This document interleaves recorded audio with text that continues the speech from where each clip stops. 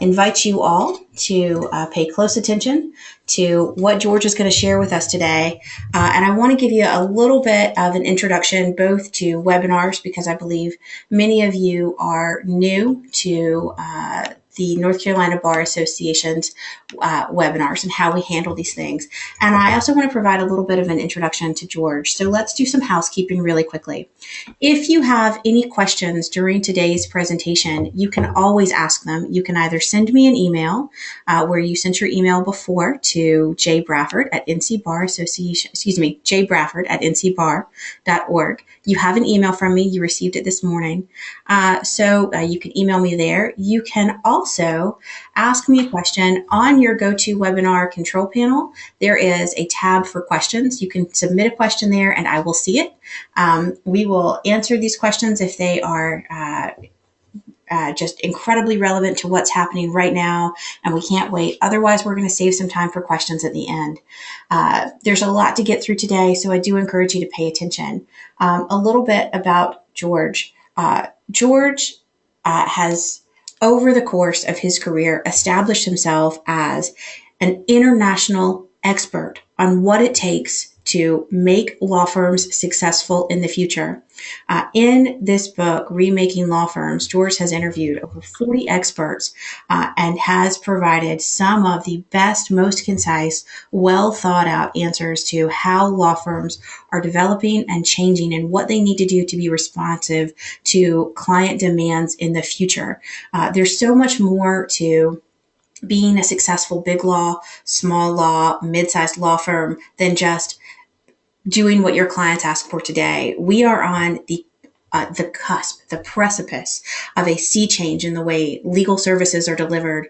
And George's research in this book, along with his co-author, has answered some of your most pressing questions. So I really encourage you to pay close attention and to take notes and to ask questions at the end.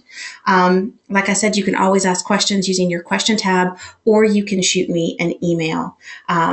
I am recording today's presentation, so if you have any questions, you can certainly come to me and I will be able to find the answers for you.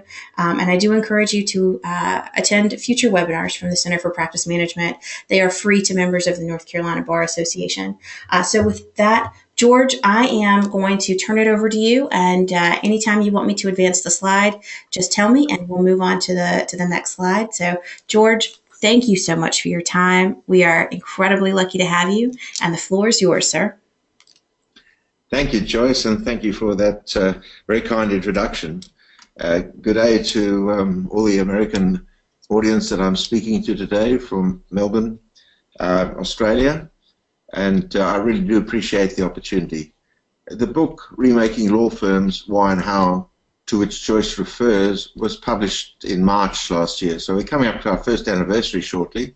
It was published by the TIPS section of the American Bar Association, and I worked with some wonderful people in Chicago to bring the book to fruition after 2 years of research and some 30 years of working with law firms. This book by my co-author, Dr. Imi Kushner, who's gone back to legal practice now, and I was really born of a comment that was made to me at a seminar at which I was both speaking and participating in Chicago a couple of years ago with about 200 or so law firm leaders from the United States and Canada.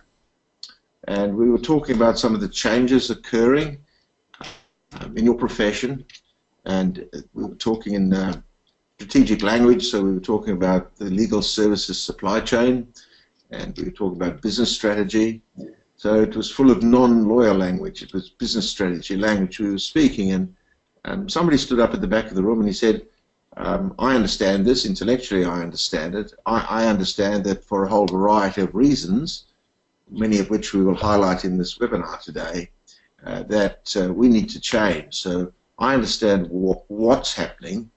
I understand why it's happening. I understand that it brings as many opportunities to me and my firm and my clients as it brings some threats and risks.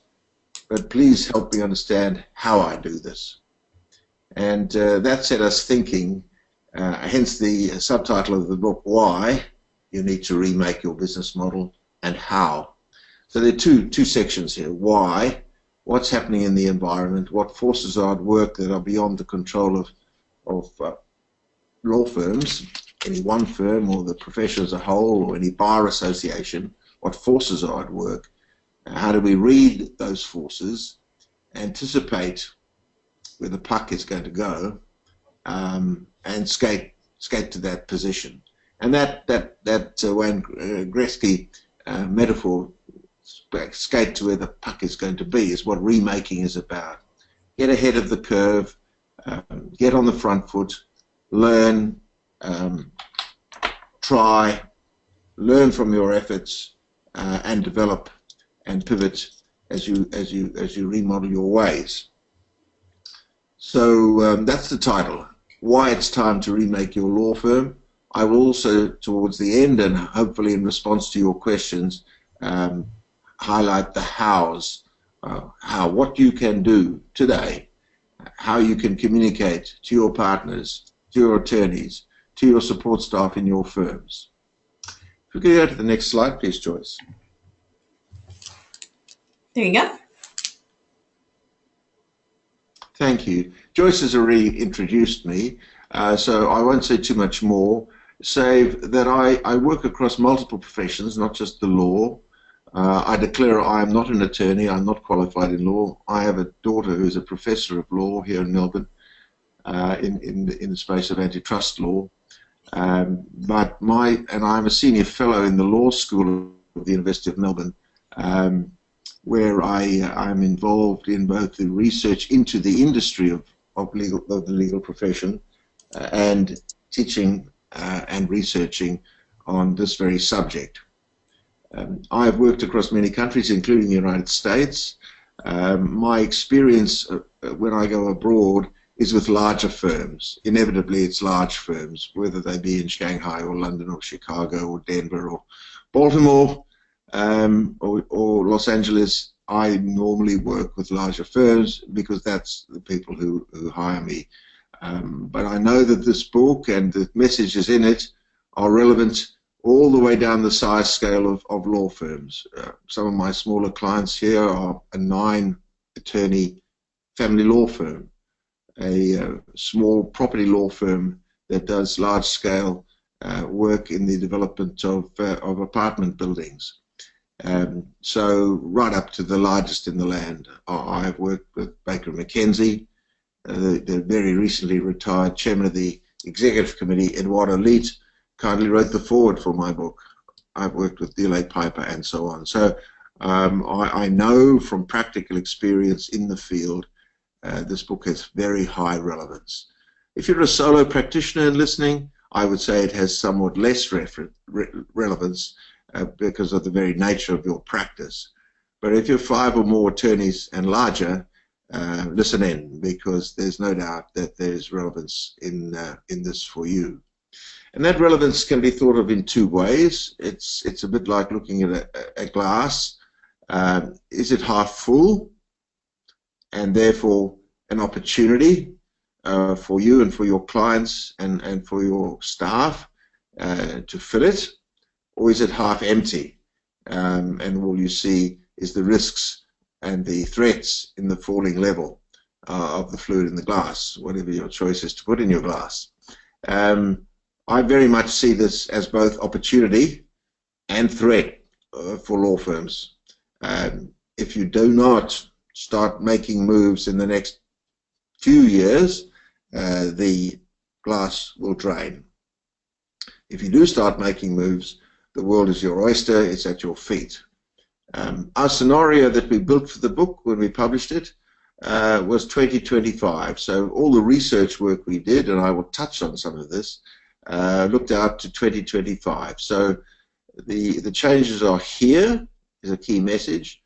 They are accumulating, they are intensifying. You can feel some of them. Some of you may feel them more than others. You will see them in the way your clients are buying. You will notice them in the changes in technology. But the full force is yet to be felt. So there is time. but it's now time. That's why the title of this webinar today is It's Time to Remake Your Law Firm's Business Model. Thank you, Joyce. Joyce, thank you. There we go. So what are we covering today? The first is how industry forces, and for those of you who don't necessarily think of your grand profession as an industry, in analytical terms it is. In the economics of the forces at work, it is an industry. There is supply and demand. The interplay between supply and changing demand patterns results in these forces, and these forces, like the tides of the sea, are shaping your destiny. In using that metaphor of the tides of the sea, or the tides of the river, I want to be very clear. This is not something that is going to go away in a few years' time, and you just have to avoid it now. These forces are secular. They are not cyclical. That is to say, they are inexorably progressing and intensifying. They are not going to go back to where they were in the good old days. The second point I make is your business model. The business models of firms are really only now being understood. And the feedback we have received and continue to receive in our book is if it's got one standout contribution, it's drawing attention to the idea of a business model. I'll come back and explain that. And then thirdly, the ideas and opportunities to inspire you. I love doing these webinars and seminars live and big keynote addresses to conferences because it excites people. There is opportunity. And as with any opportunity, there are some who take up the challenge earlier and realize the fruits, others watch them and then follow. So I'm quite sure that there are many in the audience today, Joyce, who are amongst that innovator early adopter group, who are hungry to know more. Where do we begin? What next steps do we take if we're already on the journey? Yeah, I'll tell you, George, you are 100% accurate. We have a ton of folks at the Bar Association who are our members who are absolutely legal innovators, which is one of the reasons I was so excited to book you for today's webinar. Thank you. Thank you. Yes, people stick up their hands and say, I'm interested, I'm hungry, so I'm delighted. Thank you, Joyce. Wonderful. And thank you too, I should say, to yourself and the Bar Association for inviting me. I'm absolutely delighted to be here. So the questions you need to answer in your firms is where to start, what to do, and how do we know what success looks like?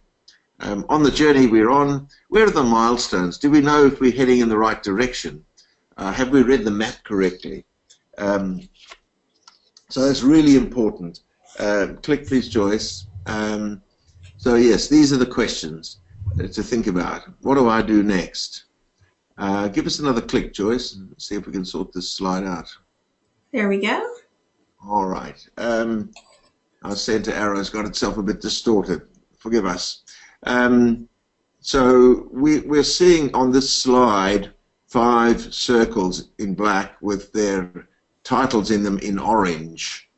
And by the way, the black and the orange theme, which we saw on the cover of the book earlier, was chosen by the ABA not to be gloomy about the black, but to say the sun rises and comes out of the darkness, and this is the light of the sun. That's what the orange is about.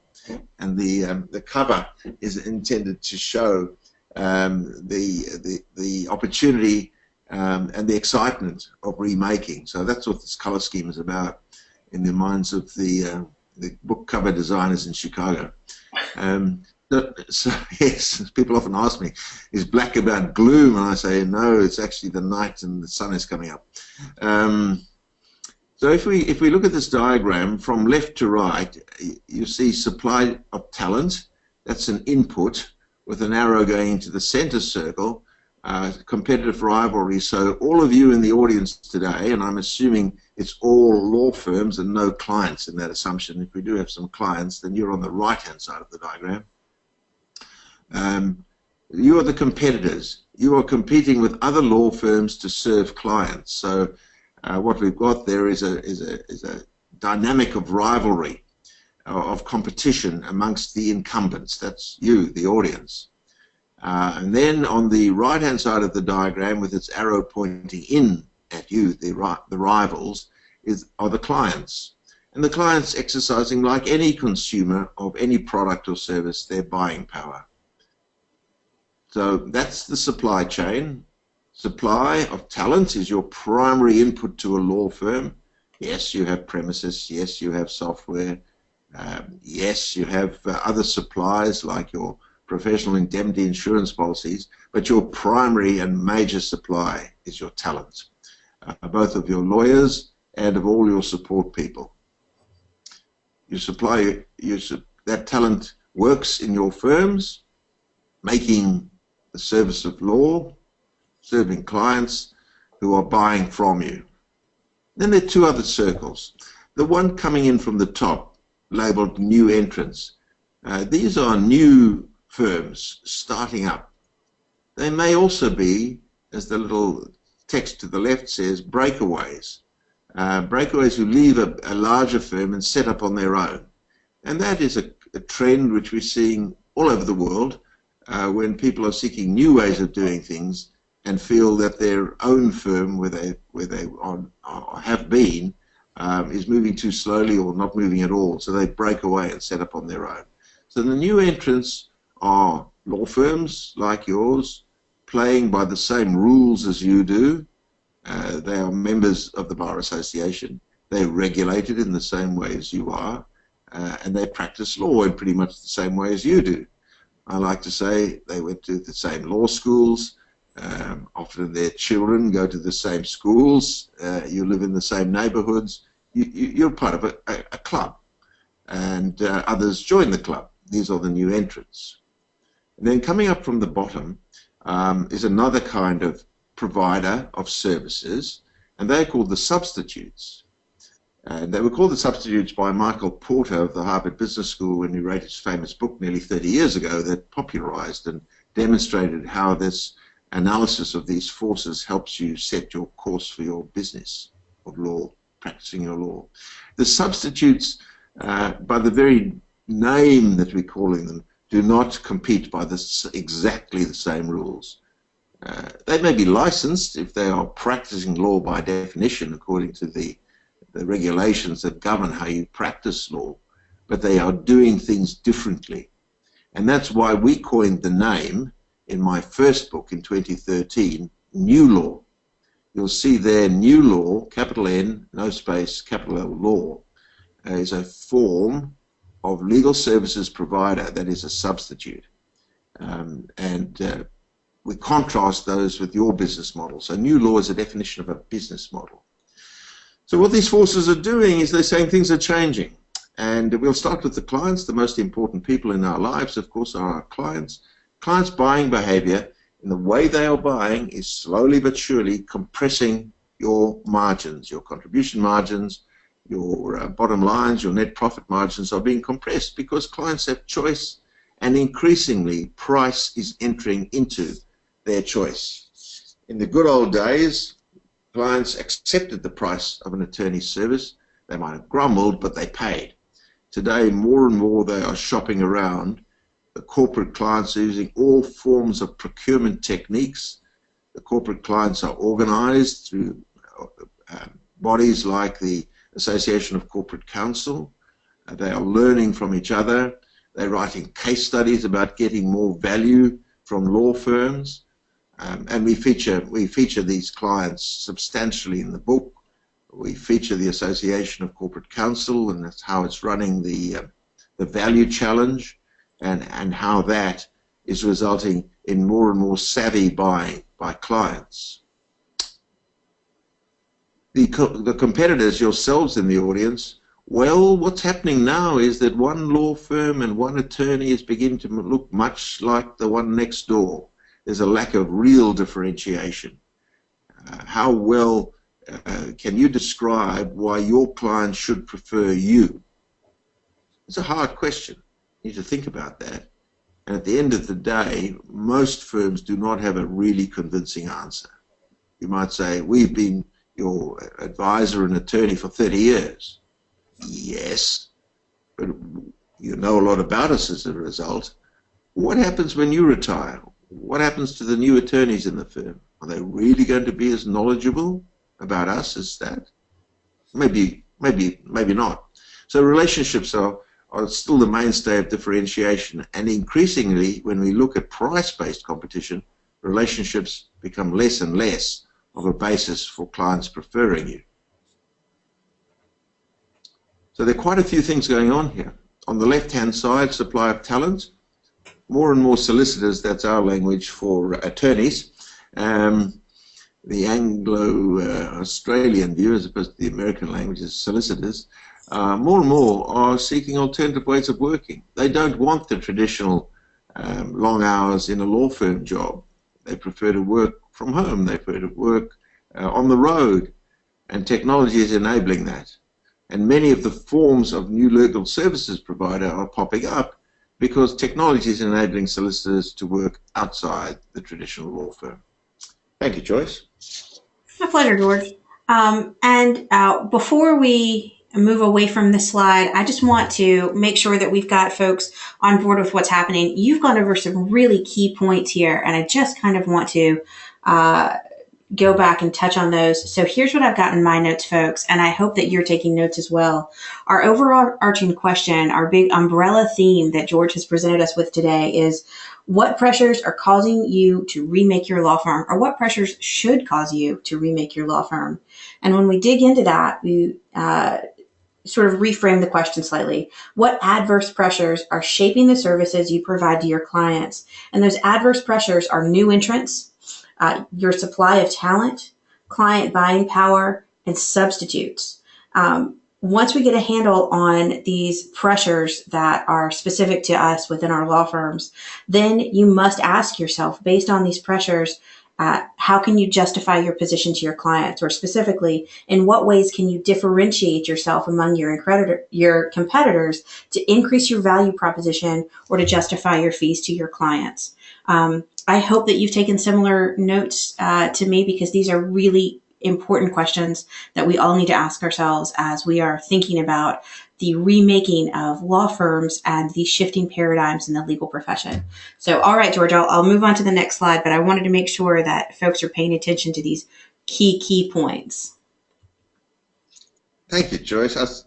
Thank you. Well, Joyce has done a really great job there of summarizing and creating the segue. The segue on this slide, the heading is business models have long been ignored, because the traditional answer, the answer that you'll get when you go to most business schools is, well, you cope with these adverse forces by redefining your business strategy. What kind of clients do we serve? What kind of services do we offer them?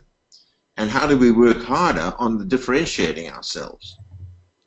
And so the main paradigm, the prevailing mindset is, how do we compete?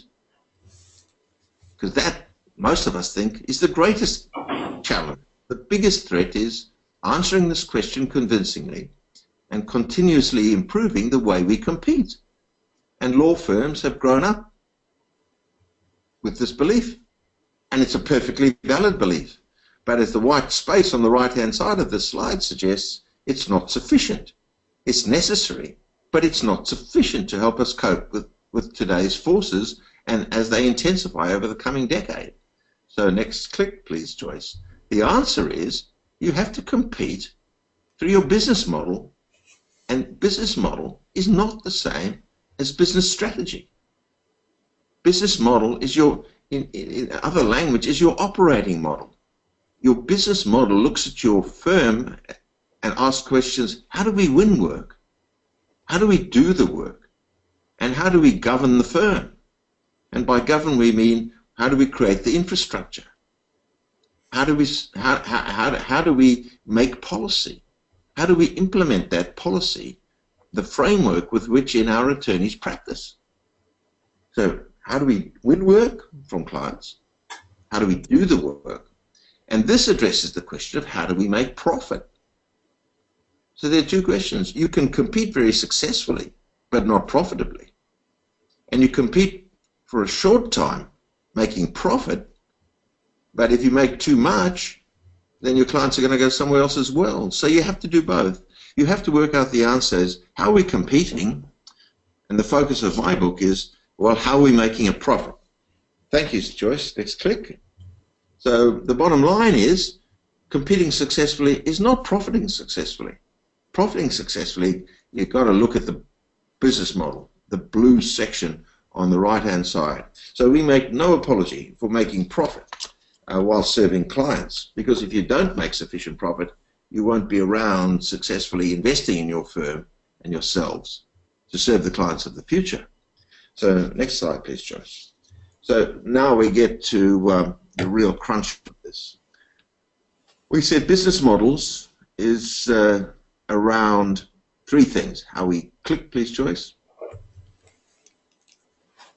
How we win work. So what we're seeing here is a view that you should take yourselves over the course of the next 5, 10 years from being a traditional big law firm and add elements of a new law firm. And to do that, you have to understand what a big law firm business model looks like. You have to understand what a new law business model looks like. And then you have to decide which elements of new law you're going to graft into as you remake your business model.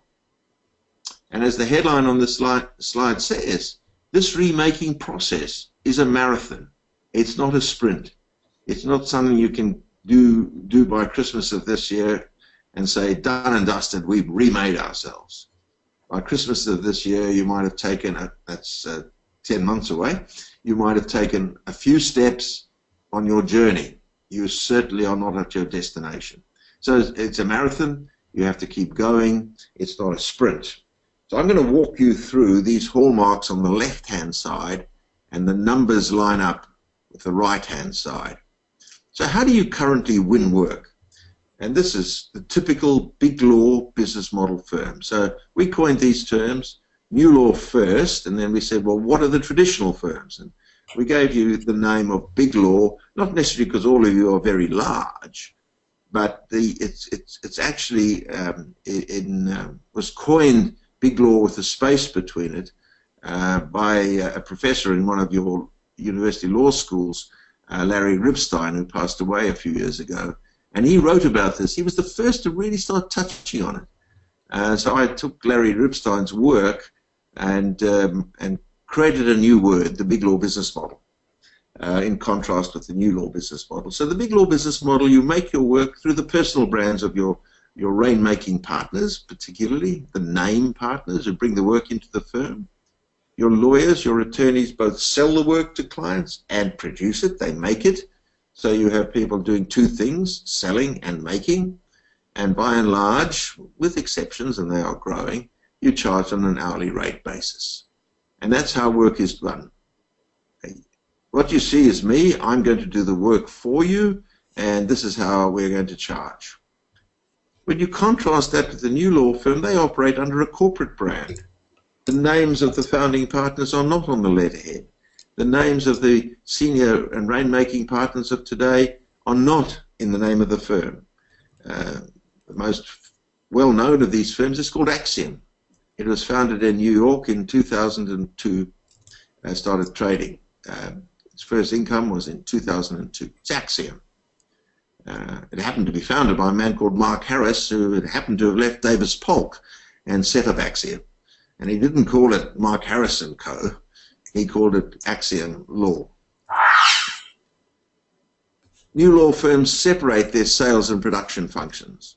They have people who sell to and find clients, and they have people who make the product, the lawyers. So there's separation. Division of labor, the economists would call it. And they charge with AFAs, alternative fee arrangements. There is not a single new law firm of which I'm aware anywhere in the world that uses hourly rates. They use fixed fees, project fees, retainers, everything but hourly rates. No hourly rates. Next click, please, Joyce. All right. There we go. How is work done? How do you actually make your product? Well, you make your product in a traditional big law firm through legal excellence, recruiting and developing top legal talent, leveraging in an economic sense full-time lawyers, or lawyers who are employed. Some may work part-time, but they're employed by the firm. They're paid salaries. They sit in your fixed cost line in your profit and loss accounts. You use sustaining technologies to support the lawyers, to make them more efficient, to make them more effective. But the technology is sustaining the work of lawyers. And you use sustaining processes. When you use workflow systems, it is to ensure that the work is done. You use diaries to make sure work is delivered on time. You use document management systems to make sure you deliver high-quality product by using precedents. That's how you do work in a traditional big law firm. The new law firms are different. They focus on commercial relevance. They say, what's the risk in this matter? Low risk, do it very quickly. One draft. High risk, take your time. Get a second opinion. 5 drafts before we hand the document to the client. They use business savvy talent, people who are more commercially oriented. Not to say they're not excellent lawyers, but they have a business savviness about them. They use flexible lawyers. The lawyers only get paid when they're doing paying work for clients. These lawyers don't have offices in the firm. They come to work at the client's place or work from home. So all those overheads that you have in a traditional law firm, you don't have in a new law firm. They use disrupting technologies, increasingly, artificial intelligence. These are substituting, remember that word, for lawyers. They're also supporting the lawyers, but they do things differently. They don't play by the new rules. They are by the old rules. They are the new rules, new law firms. And they re-engineer the processes. They say, if there are 130 steps in the way you'd normally undertake a personal injury claim, how are we going to get that down to 50? How are we going to halve the time? How are we going to be more efficient? So they're using these industrial processes to re-engineer work. And finally, Joyce, last of these, how is the firm owned and governed? Traditional law, big law firms, partnerships. And to maximize the profit per partner, you have few equity partners. So there's a balance here between the profit pie and the number of slices that pie is spread between the number of equity partners. On the right-hand side, the new law firm doesn't have that. It's owned corporately. Now, that's not possible in some parts of the world, including the United States, with some exceptions in the District of Columbia, for example.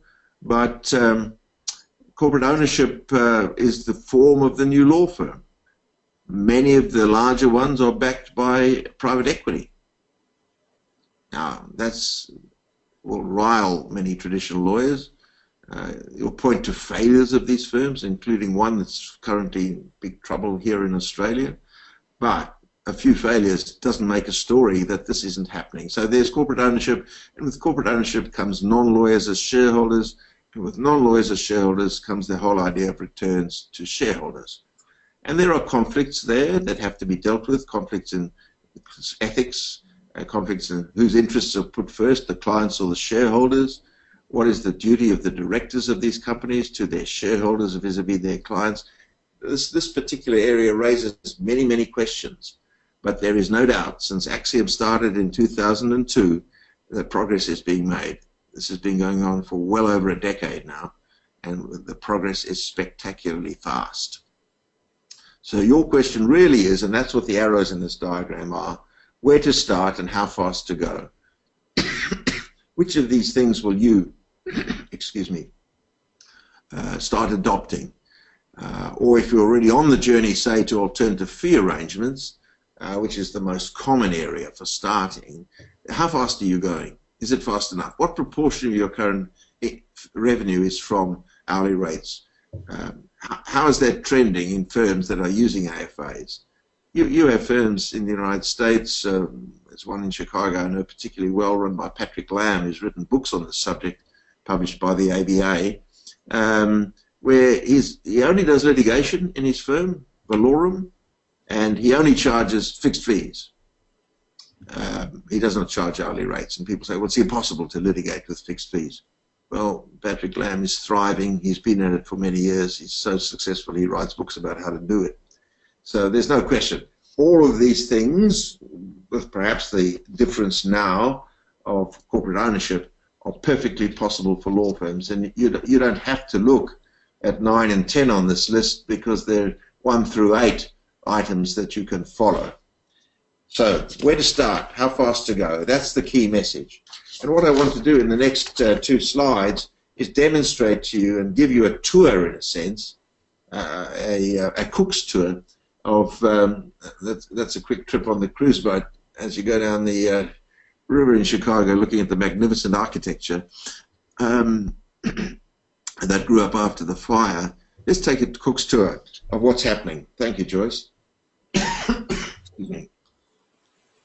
All right, now, this is the rise of the new law business model. Having explored what this business model looks like, how is it manifesting itself? What are we seeing?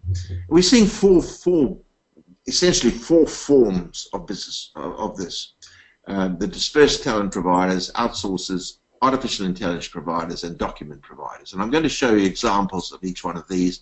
And as the footline says, new ones are being reported every day. It's very, very hard to keep up with it. Click, please. So I'm going to examine these first. At the top there, you'll see Axiom, to which I've referred. If you don't know Axiom, Google it. It's the most remarkable story of success. And unless we think a firm like Axiom, which is now in 10 countries, is just doing routinized small matters, think again. Axiom just announced a major contract with Johnson & Johnson for very large types of matters. 3 years ago, when I was in New York launching my book, there to the left, New Law, New Rules, Axiom announced, coincidentally on the same day as the conference I was speaking at, that it had just won a contract with British Telecom worldwide for antitrust work. Axiom has floated companies on the NASDAQ. So this isn't a little backyard operator. It's a very substantial legal services provider. And the other names there are names in other parts of the world, predominantly the UK, Riverview, and Keystone, and the other 3 are Australian examples, Plexus, Bespoke, and Advent Balance Lawyers on Demand. I put Advent Balance Lawyers on Demand because it's the first merger that's occurred in this new industry. Advent Balance was an Australian firm operating here, Hong Kong and Singapore, and it merged late last year with Lawyers on Demand of London. And so we've got the first now international new law firm, the result of a merger. This speaks to an industry coming of age. Click, please, Joyce. Process outsourcers take tasks done by lawyers in your firms and do those tasks more efficiently by you outsourcing to them, or if you don't, your clients do. So clients are bypassing firms and going to providers like Elevate, which is emerging as one of the strongest players here. The first of these was Pangea 3. It started operating in the early 2000s. The person doing the selling was David Perler, and he stayed in New York knocking on the doors of law firms. And the person doing the work, running the factory, so to speak, was his colleague from law school, who went home to Mumbai and set up the factory for Pangea 3 in Mumbai. And they've been followed by many, Exigent, Integrion, CPA Global, and most recently Elevate, which is led out of Los Angeles. And so these process outsourcers go to lower cost jurisdictions, increasingly using high tech, and taking tasks which lawyers do inefficiently and doing them for a fraction of the cost and in a fraction of the time. So a new form of competitor doing routinized work, and it won't remain routinized forever. It will become more and more complex as they learn and as clients get accustomed to it. So another form of competitor. Or if you go into business with them, as I'm going to show on the next slide, then they take your routine work and do it for you more efficiently, and you pass it through to the clients transparently, and preserve your margin because it's being produced at lower cost for you than you could do it yourself. Next slide, please. Next click. Next click. We'll go to document providers next. So these document providers, LegalZoom, for example, owned by Google, big money, big technology behind it, are downloading particularly for consumer law type documents. But if you go to LawPath, LawPath is here in Australia, only 3 years old. LawPath is serving consumers and small business. You go to the LawPath site. I encourage you to Google it. Have a look. Download your documents. You want to incorporate a suite of documents from LawPath and 4 hours of FaceTime lawyer. So LawPath is providing the service of law online, on FaceTime or Skype or Zoom, and the documents for a fraction of the cost that any law firm could do it. It's downloading, just listen to this, 10,000 documents a week, and it's 3 years old. It's serving clients anywhere, anytime, with 4 hours of lawyer time for big suites of documents online. It raises all sorts of questions. LegalZoom, Rocket Lawyer, and there on the at 4 o'clock on this part of the slide, Thomson Reuters, supplier of many of your firm's software and practice management systems and information, is running ClearDocs. Thomson Reuters is going to competition with its own clients. So the question you face is, how do we work with these as opposed to work against them? Because these have got very deep pockets behind them. And the last one on the bottom right-hand corner, the one that is artificial intelligence providers. Click, please, Joyce. The AI providers started, of all places, of course, in Silicon Valley. So Lex McKenna at the bottom there was one of the first, but now AI providers are popping up, funded by people like IBM or the very large computer companies, as well as small tech startups. There was, as I'm going to show you on the next slide, AI providers started by law students at law school, doing e-discovery, due diligence, all forms of document review, all forms of supporting decision-making by lawyers with AI. And AI is now as close as your smartphone and the hand that you use your smartphone with. So this is the new landscape. This is what's happening. And on the next slide, please, Joyce, this is how traditional big law firms are responding. There are enough examples around the world, and I've illustrated many of them in my book. The cover is shown on the left. The problem is when you publish a book, it's about 2 years in the writing, 6 to 12 months in the publishing, and by the time it's out, the landscape's changed in this area. So we run a very active blog reporting on all these changes on our dedicated website, Remaking Law Firms. So there you'll see the same 4 circles. First click, please, Joyce. The dispersed challenge providers. This is a raft of names. Most of these are not in the United States because there is not a great deal of this happening in the US. As I'm going to show you, the UK, Australia, and now Canada is going much more rapidly than any part of the United States. There are some, and there's Simmons & Simmons, but Eversheds, British. Vario from Pinson Masons, British. Pierpoint is Allen Overy, one of the Magic Circle firms of London. Deloitte Conduit Law, that's Canadian. Deloitte bought this business in Toronto called Conduit Law, providing variable cost lawyers to banks. And you can expect Deloitte to roll this out worldwide eventually. Minter Ellison, Orbit, and Lex Voca are all Australian firms. And for those of you who are in smaller firms, I'd really look at what Lex Voca is doing. This is a small firm in the city of Brisbane, in the state of Queensland, called McInnes Wilson, which launched Lex Voco 2 years ago with an entrepreneurial lawyer in my city, Melbourne, and they are now in 6 Australian cities and recently moved into Auckland in New Zealand.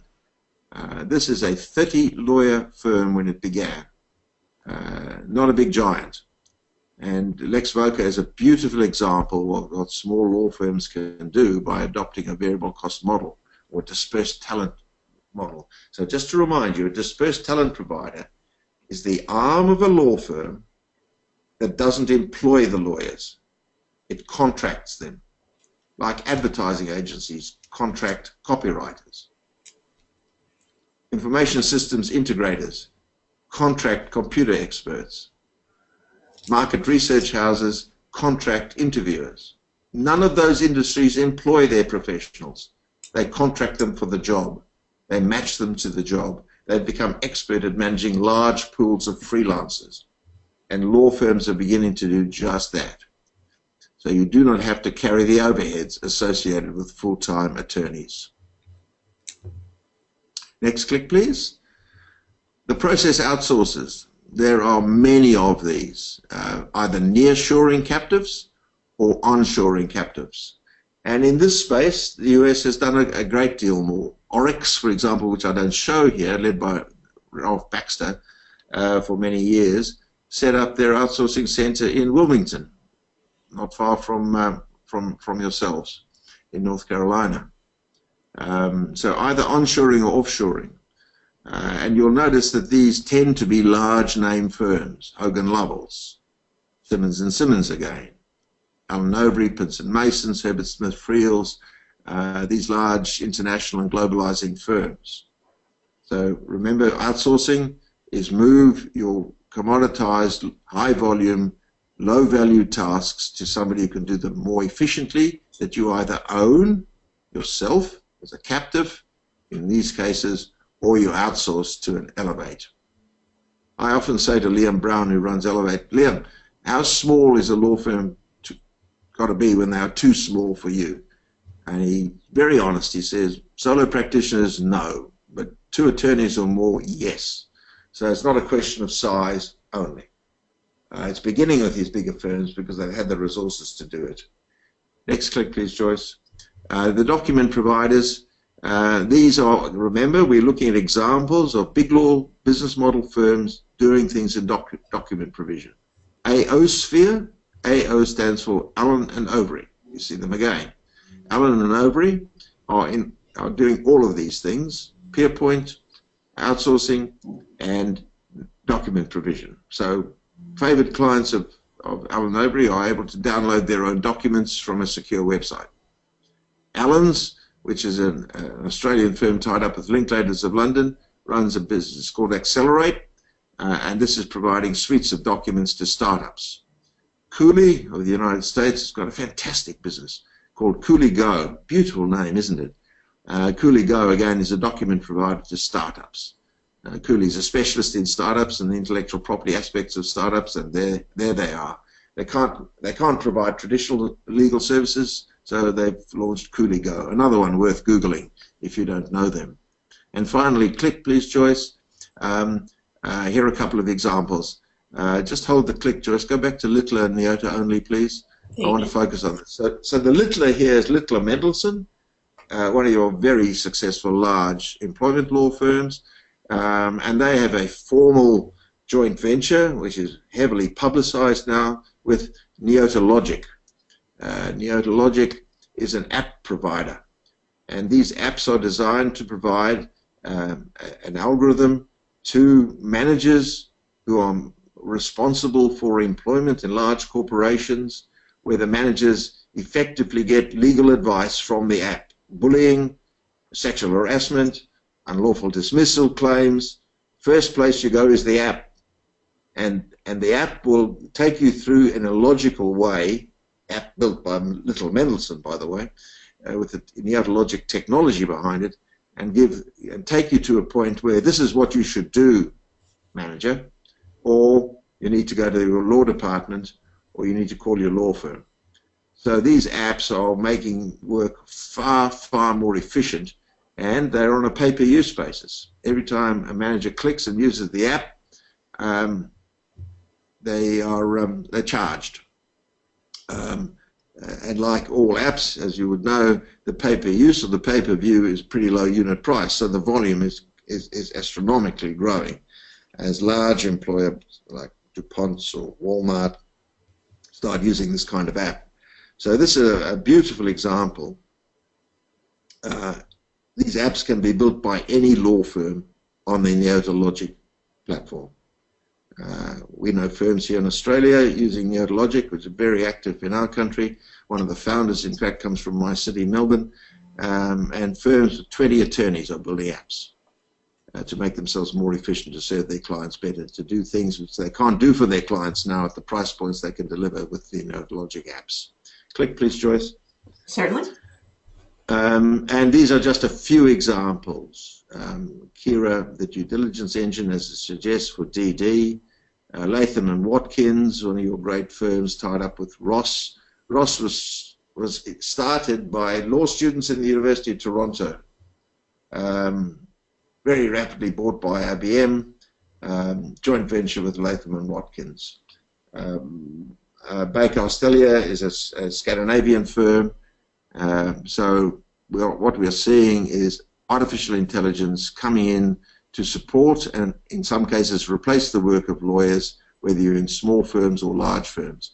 And then I have no interest in Neotologic except to bring it to your attention. It's available to firms of the smallest size or consortia firms getting together. I've got an example here in Australia where a couple of small firms saying we can't afford this to do this on our own, so we'll team up with a couple of other firms, pool our money, pool our skills, and we'll all use the app. They come from different parts of one city, so they're not competing with each other in their local marketplaces. They're collaborating to produce these apps. So take out from this slide, there is a menu of opportunities here to learn from new law and remake parts of your firm from new law methods, whether it's your talent, whether it's how you do the work inside the firm or outside the firm, how you access documents, or how you get your decisions made for clients. All the things that attorneys do every day. Next slide, please, Joyce. We're on to the last two. So what happens if you do nothing? We'll click through these, Joyce, because it tells the story. What happens if you do nothing? Well, new law is taking clients with more competitive value propositions. Click. Big law market share is falling, and I'll show you evidence of that. Big law profitability is under threat and starting to decline in some firms. The capacity to invest is compromised, and as a result, click. As a result, your service offering becomes less competitive. And so this is a vicious cycle. We all know what happens in mature industries. Firms go on the decline, wane, get taken over. Rescue mergers, you call them in the United States, amongst the bigger firms. Somebody chronicled 50 of them in a book published by the ABA in 2014. So it's not acceptable to do nothing if you're looking to be a vibrant firm in 2025. Time to start is now. And let me show you in the next slide why. So in the next slide, to avoid decline and disruption, this slide, let me explain it briefly. You'll see that it is a scenario built in the United States. We've done this in Canada, the UK, Western Europe, and Australia as well, so it's not just the US. I've done it with the input, and if anybody's interested, I'm very happy to send by Joyce the link to the full publication on this. 3 time periods, now to 2020, the next 5 years to 25, and beyond 25. And we've looked out at the market shares in the whole legal services supply chain. So each of the categories, big law on the left, new law, standalone document providers and service providers, the AI providers, artificial intelligence providers, and the client's own in-house legal services. And there's a clear pattern here. The big law market share is falling for the firms in black, that's the traditional business models, and it's rising for everybody else. That's at the expense of the traditional firms. It's rising for those who remake themselves. It's rising for new law. It's rising for the standalone providers. And it's rising for the client in-house law departments. And many of these increases in market share are not matched with increases in headcount. More efficiency is coming in, and you'll see why technology and outsourcing is so crucially important. You can grow your share of the market without growing your headcount. Whereas traditional big law is stuck with headcounts that are proportional to the amount of income they earn, the amount of revenue they generate. These other providers are making more profit with fewer people. Think the comparison between Facebook and General Motors, for example. More profit, more market cap value with fewer people. That's what's happening in your industry. So let me finish, Joyce, with the last slide. The last slide here says pointers to what you should do. There's no one right place to start. I've shown you a menu of all those dimensions of remaking your firm where you can start. You have to assess your readiness for change. Are you up for big change, or do you want to make lots of small incremental changes? That will depend on your capacity to make change, to lead, to bring the lawyers of the firm with you. You need to map your path, but you need to be very agile, because many of your efforts will fail, and you have to be welcoming of failure as a pointer to learning, so that you can progress. And to get conviction amongst your attorneys, you have to get some early runs on the board. It has to work. You have to be able to demonstrate success. Click, please, Joyce. There you and go. So, places to consider, and this is ideas. Start with pricing and the fee arrangements. And I have talked about that firm in Chicago run by Patrick Lamb. It's called Valorum, which is running its litigation on a fixed fee basis. That's an easy place to start of all these things. Look at how you brand your firm, market, and do your business development. That's about how you win work. Look at how you source your legal talent. Do you have to employ it all, or can you outsource some of it? Can you move some of it to an outsource model that's variable cost? And there are enough examples in the US. There's one called Potomac Law using this very successfully. Small law firm run by Nicole Braddock. Moved her work to variable cost. Use project management and process improvement. And above all, look at technology for efficiency and effectiveness in serving your clients. How you manage your knowledge, use your documents smartly, and how you analyze your data in your firm, all of which is now being provided at very, very low costs by software providers, because the competition in that industry is serving you. You just look at what an organization like Clio is doing for very small and solo law firms. It's incredible service from Clio, which makes an enormous difference to paperless offices. Clio. Last slide, please, Joyce. Here we go. This is William Gibson, Canadian science fiction writer living in New York. One of my favorite sayings: the future is already here. It's just not very evenly distributed. Remember, he's a science fiction writer. Well, there's no science fiction in what I've been talking about today. Everything that I've talked about is happening somewhere. It's just not very evenly distributed. You have to go and look to see it. You have to listen to understand it. And then you have to decide what you are going to do. So that's my message about remaking your law firms. Wonderful. George, thank you so much. Folks, we are going to open this up to questions. You can submit a question to us by typing a question in the questions tab of your GoToWebinar control panel, or you can email me. I do have my email up. While you are typing out your questions, I do want to hit a couple things that I think probably resonated with you, the things that you've spoken to me about in the past.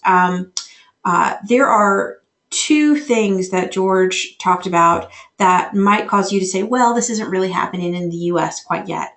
And one of them is in the two lists of about a dozen or so areas that define traditional law versus new law. And down at the very bottom, the last 2 points regarding ownership and profits. We see that new law is moving towards corporate ownership and shareholders. And no, that is not yet happening in the United States, with the exception of the District of Columbia.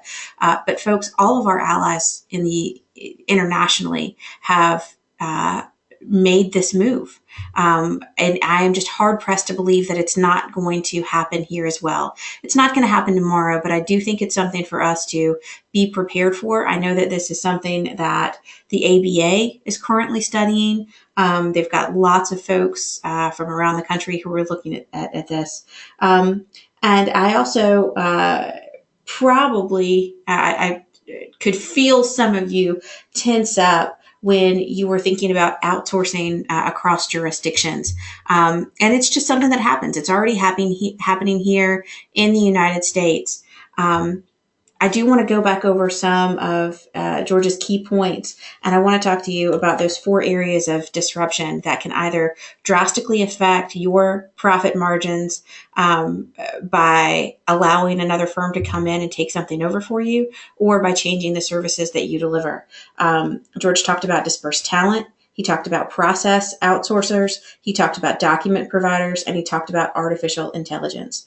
We all know that dispersed talent is already happening.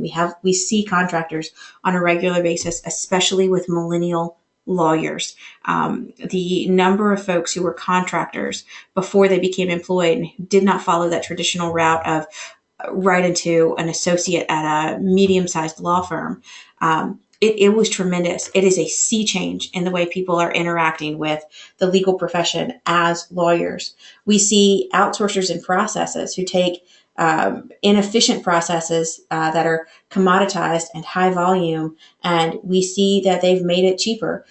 We see this all over the place with all practice management software that does basic document automation. You can use that today in your businesses. And then there are firms that will outsource your e-discovery, your document review for you.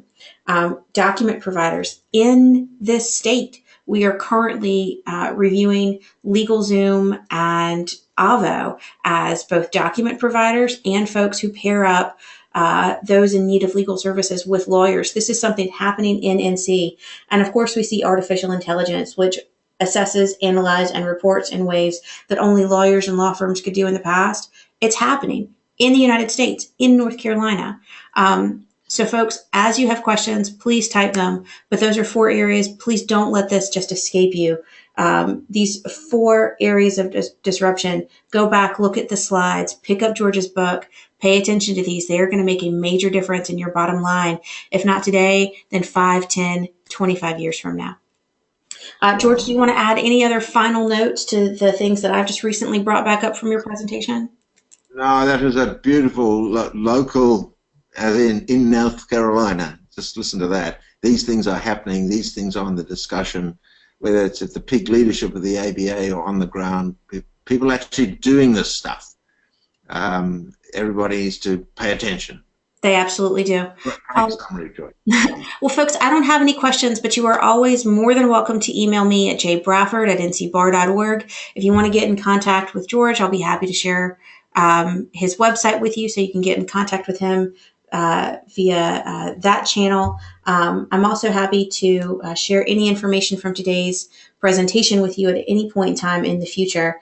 Always reach out to us in the Center for Practice Management with your practice management questions, whether you're in a solo or small firm or a big law firm and you're looking to leverage technology to be an industry disruptor. We are always happy to point you in the right direction when we have resources.